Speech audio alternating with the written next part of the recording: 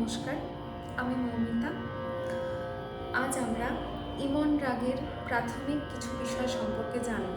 ইমন কখন গাওয়া হয়, ইমন কিভাবে গাওয়া হয়। আমাদের হিন্দুস্তানি শাস্ত্রীয় সঙ্গীত পদ্ধতিতে প্রতিটি রাগ গাওয়ার একটি নির্দিষ্ট সময় রয়েছে।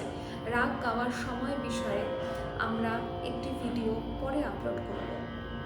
এখন আমরা ইমন রাগ কখন গাওয়া হয় সেই সম্পর্কে জানি। ইমন একটি শান্তকালীন রাগ। এটি গাওয়ার সময় সন্ধ্যে 6টা থেকে রাত 9টা অবধি, অর্থাৎ যাকে বলা হয় রাত্রি প্রথম প্রহর। এটি একটি শান্তকালীন রাগ। এটি অতি মিষ্টি একটি রাগ। আমাদের শাস্ত্রীয় সঙ্গীত শিক্ষার প্রথম জীবনে আমরা যে রাগগুলো শিখি তার মধ্যে ইমন একটা। তো ইমন রাগের চলন বা আরোহণ এবং অবরোহণ আমরা প্রথমে জানব। ইমন রাগ শুরু হয় নি রে গা, নি রে গা। এই বেসিক কনসেপ্ট হচ্ছে ইমন রাগের। নি রে গা মা ধা নি সা, ইমন রাগের আরোহণ। ইমন রাগ সা দিয়েও যাওয়া যায়। নিটা অ্যাভয়েড করে আমি যদি সা দিয়ে যাই তাহলে সেক্ষেত্রে সা রে গা মা পা ধা নি সা। তাহলে আমরা দেখছি নি হয়ে আমরা যখন যাচ্ছি তখন পাটা বাদ যাচ্ছে, সা হয়ে আমরা যখন যাচ্ছি তখন কিন্তু আমরা সম্পূর্ণ 7টা স্বর অর্থাৎ সা রে গা মা পা ধা নি এই 7টা স্বর আমরা বলছি। যখন ইমন গাইতে যাব তখন আমরা চেষ্টা করব নি রে হয়ে যাওয়ার। এটি একটি বহুল প্রচলিত মত।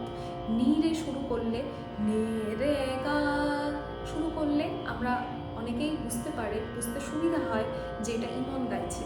তো ইমন রাগ আমরা শুরু করব নে রে গা মা ধা নি সা। এইবারে অবরোহণ আসবো কি করে, সা নি ধা পা মা গা রে সা। অর্থাৎ আসার সময় আমাদের 7টা সম্পূর্ণ স্বর লাগছে, সেখানে কোনো বক্র চলন থাকছে না, সোজা আমরা নেমে আসছি সা নি ধা পা, সা নি ধা পা মা গা রে সা। ইমনের আরোহণ অবরোহণ সম্পর্কে আমরা কিছুটা জানলাম। এবারে দেখব ইমনের চলনটা কীরকম। অর্থাৎ আরোহণ অবরোহণের পরে আমরা গ্রামাটিক্যালি যেই জিনিসটা শিখি সেটা হচ্ছে বকর অথবা আলাপ। তো ইমন রাগের ক্ষেত্রে সেটা কেমন হয় সেটা আমরা দেখব। যেহেতু প্রথমেই বলে দিয়েছি শুরু হবে নি দিয়ে, নে রে গা রে নে রে সা, মানে সাটা আমরা বাঁকা পথে আসছি, সোজাভাবে যাচ্ছি না।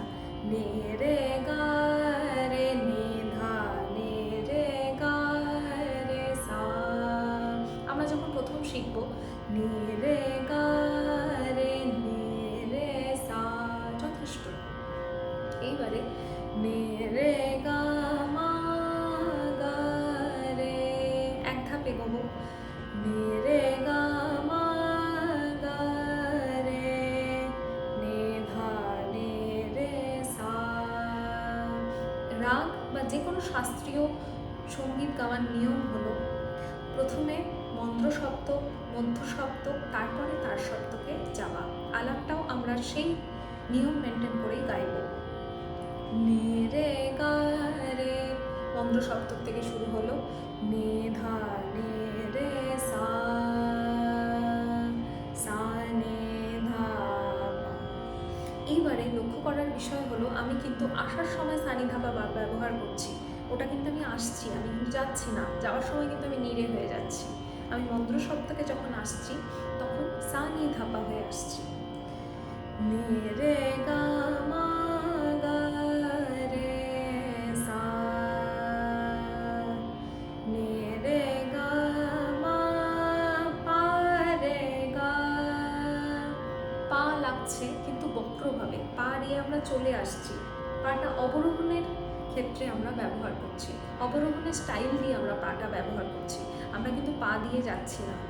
নে রে গা মা যাওয়ার যখন প্রসঙ্গ আসবে তখন কিন্তু আবার সেই নে রে গা মা ধা মা ধা পা, পাটা ওইভাবে আসবে, বক্র চক্রচলন হিসাবে পাটা আসবে। নে রে গা মা ধা পা মা গা রে সা, নে রে সা,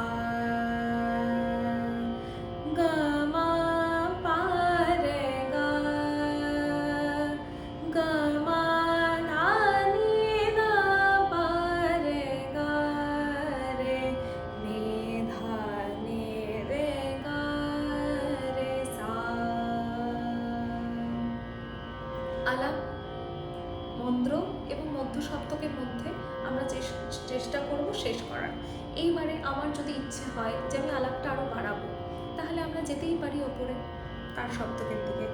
নে রে গা মা ধা নি ধা পা, মা ধা নি ধা সা, নি ধা পা মা গা রে, নে ধা নে রে গা রে সা, গা মা পা রে গা। এটা খুব কমন একটা অঙ্গ ইমনের, যেরকম নি রে গা, নে রে গা, গা মা পা রে গা, এটাও একটা অঙ্গ। নি ধা নে রে গা। যেটা আমি বলতে চাইছি যে রাস্তাঘাট, একটা জায়গা সম্পর্কে পরিচিত হতে গেলে তো তার রাস্তাঘাটটা খুব জানা জরুরি। তো সেক্ষেত্রে দাঁড়িয়ে এটা হচ্ছে ইমন রাগের রাস্তাঘাট। নে রে গা মা গা রে সা, গা মা পা রে গা, মা ধা নি সা, সা নি ধা পা মা গা রে সা।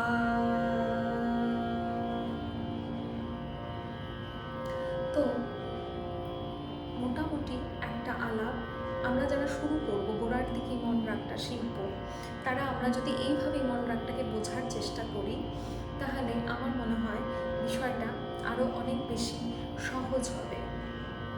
আমরা পরের পর্বে আবার আসবো। ইমনের আলাপ আমরা আজকে মধ্য সপ্তক অবধি শেষ করলাম। আমরা তার সপ্তকে কিভাবে যাওয়া যায়, তার সপ্তকে গিয়ে কিভাবে আলাপ করা যায় এবং সেখান থেকে কিভাবে ফিরে আসা যায়, তারপরে আমরা ইমনের স্বর মালিকা, ইমনের বন্দিশ, এগুলো সব পরপর ভিডিওতে জানব।